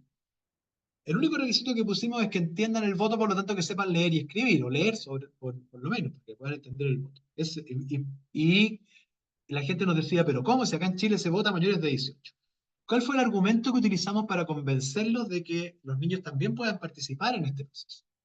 Si es que este proyecto se lleva a cabo, y esas cosas que los niños votan, la plaza, la sede, el curso de esto, otro, de malabarismo, no sé, se llevan a cabo, niños y niñas y adolescentes que participaron de este proceso son niños, niñas y adolescentes que estamos ganando para la práctica democrática. Esa fue la idea. Los vecinos, las vecinas dijeron excelente idea y por lo tanto participaron. ¿Ya? En la primera votación de obra de confianza solamente votaron 70 personas. ¿Ya? Pero en la segunda, que fue 2 meses después, votaron 350 personas. O sea, por lo menos casi una persona por vivienda, porque habían 400 viviendas en el barrio. ¿Ya? Las elecciones se hicieron con las urnas municipales, lo más cercanas a lo oficial posible. Aquí hay una fotografía del día de la elección, con colas para votar la gente. Y por último, el momento del contrato de barrio, donde ustedes ven que estaba aquí la presidenta del Consejo Vecinal de Desarrollo, que además era la presidenta de la Junta de Vecinos, con uno de los dirigentes jóvenes, un chico que en esa época estaba en cuarto medio, y por otro lado también firmando en la misma mesa. Era muy larga la foto, por eso está cortada, pero en la misma mesa está el alcalde de la comuna y el representante del Ministerio de Vivienda y Urbanismo. Entonces, entre los tres, Ministerio de Vivienda, Alcaldía y Comunidad, se firma este contrato de barrio. ¿Ya? Esa es la forma en la cual se constituyen estos Quiero mi barrio. Ese contrato de barrio que resulta se lleva a la práctica durante aproximadamente 18 meses, 18 a 24 meses. Y por último hay una tercera etapa que es la de que es de 2-3 meses, muy cortita, que se llama Agenda Futura, que tiene que ver con que en estos primeros 6 meses de diagnóstico y contrato de barrio, luego 18 meses, 20 meses de implementación de los proyectos, se generen las condiciones para que se dé una replicabilidad de los propios vecinos y vecinas sobre sus acciones futuras y por lo tanto se deja una agenda para que el Estado, que ha invertido, digamos, ha intervenido durante 24 meses o más un barrio, lo deje funcionando de manera autónoma. Esa es la teoría. Como les digo, esto ya se ha hecho en más de 700 barrios en nuestro país. ¿Dudas, consultas, preguntas al respecto? Si yo recojo una del chat, ¿Sí? Beatriz nos dice, ¿este programa es solo para barrios habitacionales o también puede ser un barrio comercial? Para barrios comerciales, esto es para barrios habitacionales. ¿Ya? Para barrios comerciales hay otros proyectos que no son Quiero mi barrio, que son proyectos para barrios comerciales que dependen de la Subsecretaría de Prevención del Delito. La diferencia de este es que es un barrio, un proyecto que depende del Ministerio de Vivienda y Urbanismo. ¿Mm? Pero sí efectivamente existen para barrios comerciales también.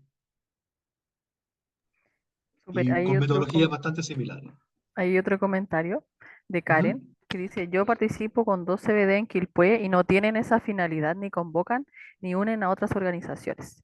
Perdieron el sentido. Más que nada administran en un caso la sede y en el otro realizan bingos o actividades para recaudar dinero, pero no abren la sede a un uso comunitario. Es complejo pues ellos son dueños, por lo que no podemos incidir en que abran o presten el espacio para fines comunitarios.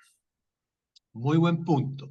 Claro, efectivamente, el objetivo de la agenda futura que yo decía es que, claro, efectivamente, si se construye, por ejemplo, una sede eh, y además se la habilita con datas, con qué sé yo, equipos de música, sonido y otros eh, eh, eh, implementos que se les pueden habilitar en el programa, eso queda en administración del Consejo Vecinal de Desarrollo, no en administración del municipio. Hay municipios que lo toman igual y lo utilizan como si fuera del municipio, ¿ya? Pero el objetivo es que quede en administración del Consejo Vecinal de Desarrollo.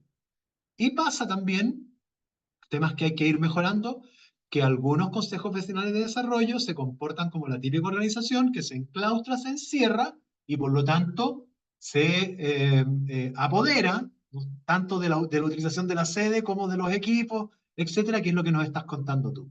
Efectivamente sucede. En 700 barrios no es uno, que es el que me cuentas, ¿no?, sino que muchos otros en los que ha sucedido esto. Por lo tanto, obviamente, esos son aprendizajes y para eso justamente es que esta tercera etapa, eh,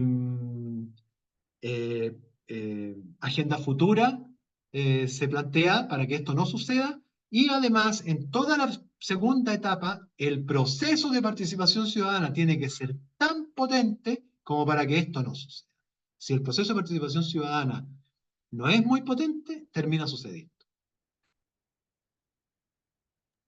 Ahí justo Karen levantó la manito ahí para que pueda tomar la Karen, palabra. sí. Hola, Hola. ¿me escuchan, cierto? Sí. Sí, perfecto. Quería resolver una duda que igual tiene que ver un poco con esto, pero quizás me escapo un poquito, pero quizás es la oportunidad para hacerla.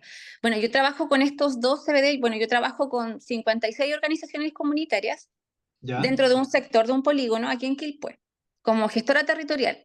Y dentro de estas organizaciones trabajo con 2 CBD y en uno de los casos, bueno, fueron como uno de los primeros Quiero Mi Barrio que se implementaron, que es el caso del Quiero Mi Barrio de Camin, y de Villa Olímpica aquí en Quilpué, fueron como los que fueron con la presidenta Bachelet, fueron los primeros que se realizaron.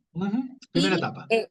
Primera etapa, y existió un problema que no sabemos cómo resolverlo y está constantemente la duda. Es algo como muy particular y no tiene nada que ver con esto, pero quizás usted me puede orientar. Pasó que ellos no tuvieron la recepción final de la obra. No ¿Ya? se realizó la recepción final. Entonces, ellos no pueden postular a ningún tipo de mejoramiento por lo mismo, Claro. porque no tienen esta recepción. El municipio no tiene la recepción, no tienen de dónde sacar esta recepción. Entonces, finalmente la obra está. Y pasó que se construyó una sede que no pertenecía al proyecto. Por dar un ejemplo, Ya. la sede que se construyó era de otro proyecto de otro sector, pero hubo un problema en que se mezclaron las cosas y terminaron haciendo una sede que no correspondía. Entonces, como no tienen por dónde tomar el Sí, proyecto, está yo no complicado. sé. Sí, es Y, como súper perdón, complicado. ¿y la sede que se construyó está fuera de norma? ¿No es No, regularizable? podría ser regularizable, Podría ser pero regularizable. Ya. sí, pero tendrían como que entrar a Mira, financiarlo ellos. bueno, yo creo que ahí lo que hay que hacer, bien cortito para no adentrarnos en esto, es retomar el espíritu original. Como se los dije, el espíritu original del programa es Ministerio de Vivienda, municipio y comunidad. Por lo tanto, tal vez, claro, la comunidad se topa con el municipio, pero el Ministerio de Vivienda tiene los antecedentes de este proyecto. Tal vez hay que volver a sentar a los tres a buscar una solución. ¿Mm? Muchas gracias. Ya. Ok, ¿alguna otra consulta? Ya, nos vamos a ir entonces a la última presentación que tiene que ver con este proceso Quiero Mi Barrio. Y aquí como que hacemos una síntesis un poquito entre esta mirada social y física desde una perspectiva de cómo debiera ser el desarrollo de los Quiero mi bar. A mi juicio, porque obviamente es algo que ha ido, digamos, que no necesariamente se hace así y que muy probablemente los problemas que menciona Karen o los problemas que se mencionaron, digamos, de estos CBD que no actúan adecuadamente, tienen que ver con los errores que el mismo programa puede tener, ¿no? Y que hay que corregir, ya que es un programa tan potente, tenemos que sacarle provecho.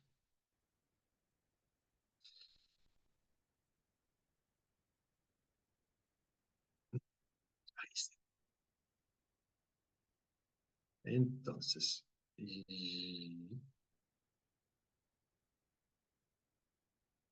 compartir.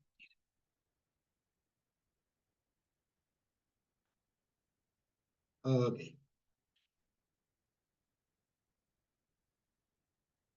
Ya, el programa Quiero mi ahorro comenzó en el año 2007. Vamos a partir por mostrar la estructura del 2007 y luego cómo las modificaciones que podrían llegar a hacérsele para mejorarlo, ¿ya? A mi juicio. El programa Quiero mi barrio del 2007, entonces, que en una primera etapa, como lo hemos ido mencionando, ¿ya?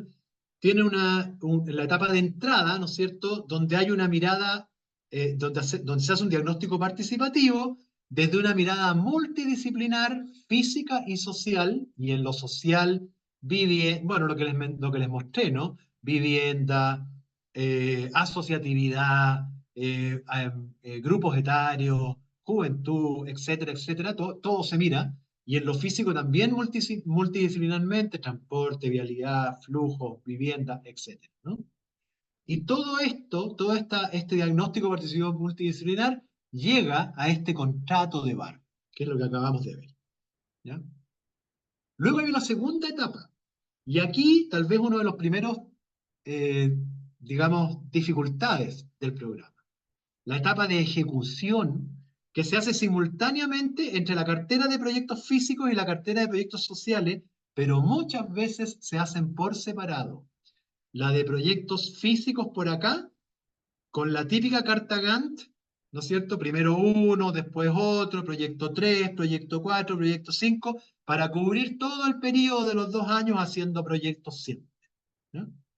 En cambio, la social no necesariamente va de la misma forma, sino que el proyecto 2 se hace después el 1, y se van haciendo en la medida que van apareciendo las necesidades, pero muchas veces desvinculadas de los proyectos físicos. Son simultáneas, pero no necesariamente vinculadas las dos etapas, ¿ya?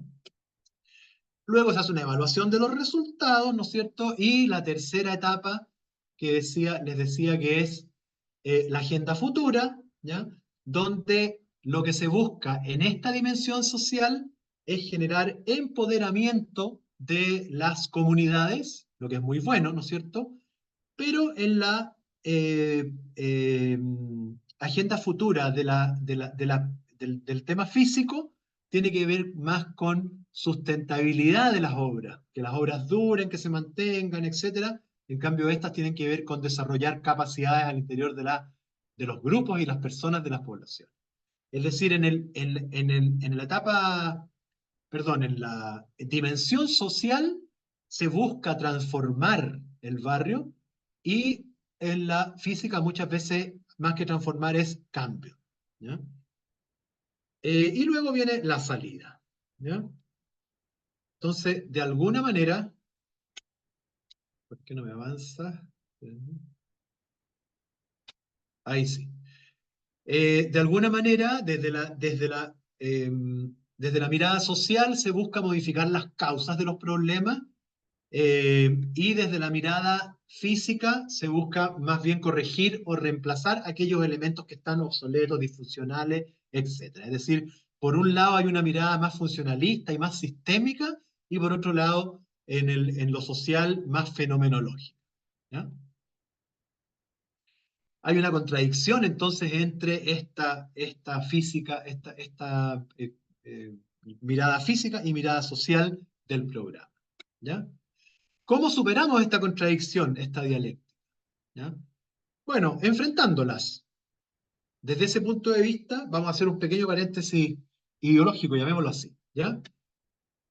La mirada social tiene que ver con aprender haciendo y la mirada física tiene que ver con construir subcontratando. Lo que hacen para hacerlo eficiente, lo que hacen el Ministerio de Vivienda y los municipios es que subcontratan a constructoras que muchas veces son de afuera y que por lo tanto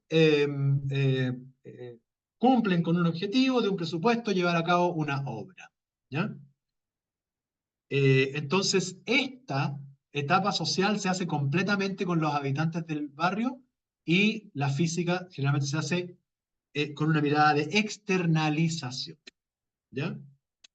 Desde ese punto de vista, entonces, este programa Quiero mi barrio más y, llamémoslo, 2000 en adelante, 2007 en adelante, el cómo debiera mejorarse, debiera, a mi juicio, transformar esta mirada multidisciplinar que decíamos antes por una mirada interdisciplinar, lo físico y lo social en conjunto como un todo indivisible.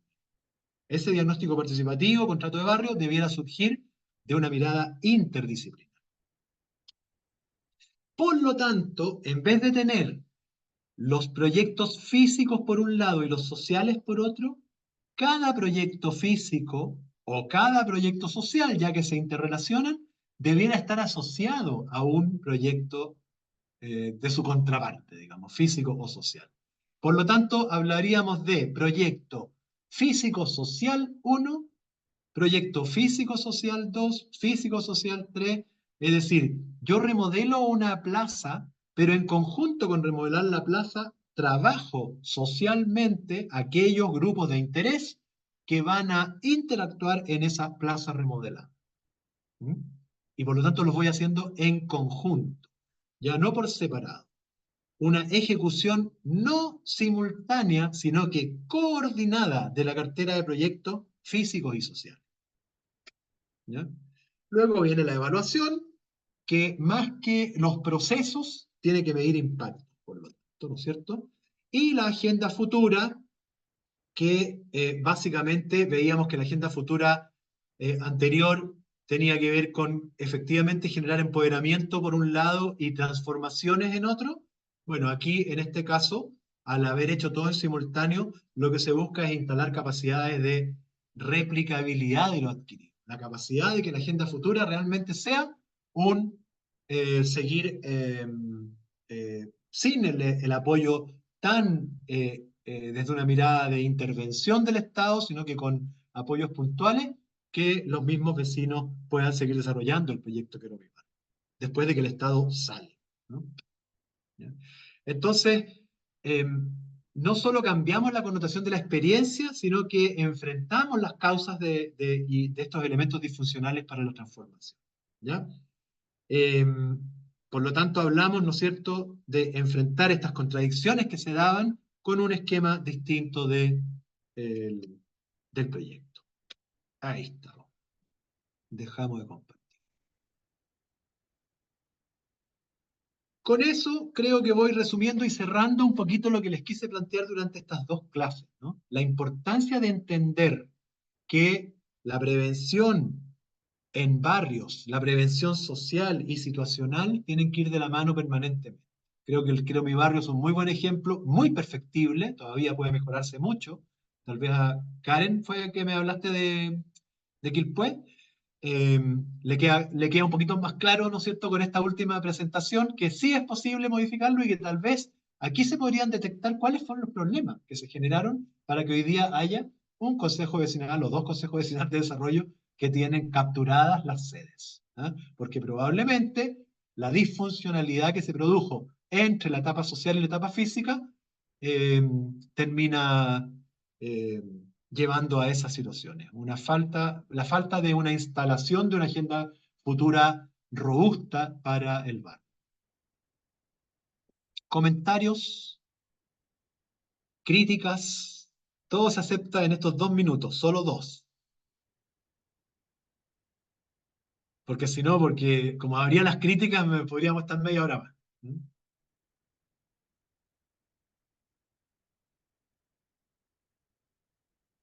Bueno, espero que les haya hecho sentido lo que les conversé. Básicamente lo resumo en lo que les dije en la primera presentación. El Sí, Cari. espacio tiene una dimensión material y una dimensión simbólica, y ambas siempre tienen que entenderse como un todo. El territorio es eso. ¿Karen quería decir algo? ¿O Natalie? No me acuerdo Sí, quién levantó la mano. yo quería decir algo. ¿Sí?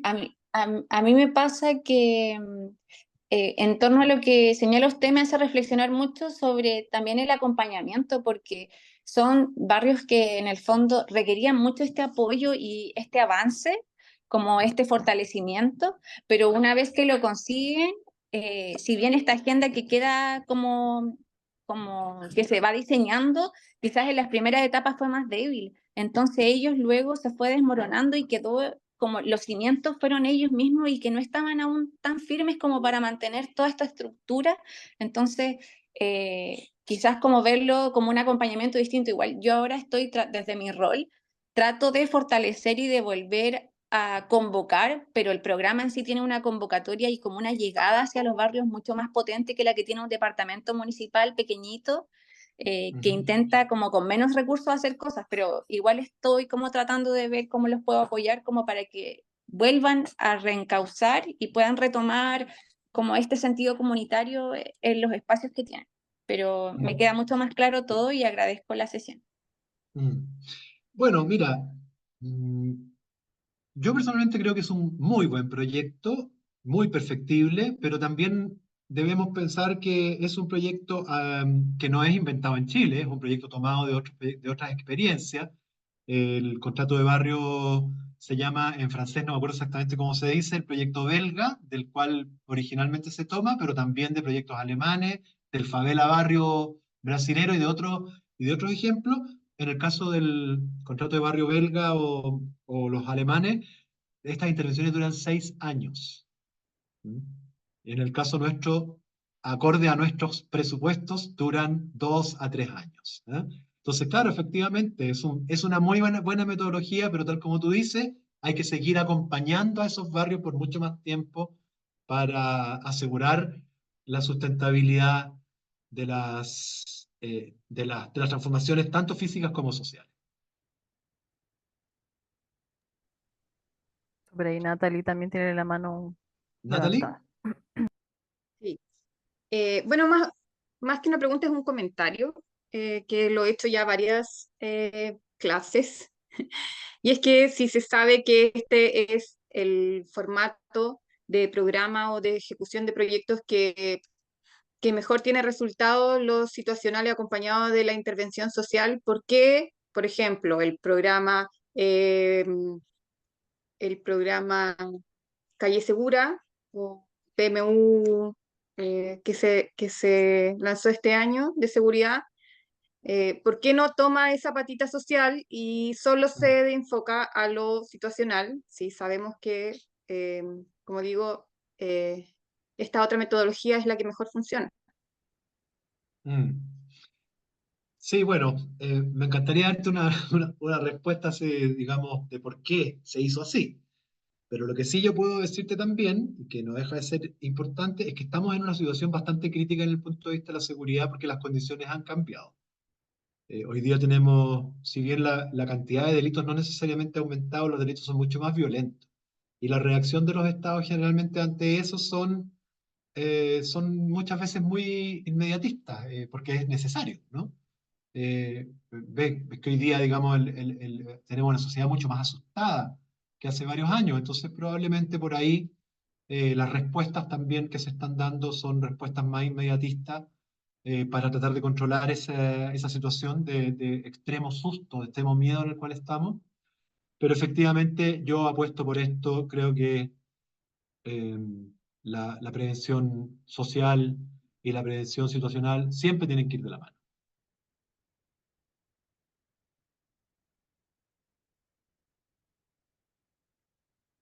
¿Estamos? Alejandro, ¿quieres cerrar tú?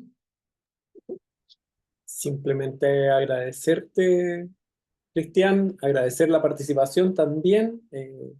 Como bien comentábamos antes de comenzar la clase, queremos que cada sesión se va enriqueciendo justamente con la participación del grupo, con las experiencias que hayan tenido. Así que ahí me da mucho gusto también leer los comentarios que agradecen la clase, también da cuenta de que les fue de utilidad. Así que, Cristian, espero volver a verte nuevamente, agradecer tu tiempo, que te vaya muy bien también ahí en las elecciones. Así Ya que pues, muchas gracias. nos encontramos Muchas gracias. pronto. Ya pues, que estén muy bien. Un abrazo. Cierre Que les vaya semana y bien. acuérdense Muchas que nos gracias. vemos el jueves. Chao. Chao, cuídense. Chao, gracias. Chao, gracias a ustedes. Chao, que les vaya Chao, bien. gracias. Ahí la clase.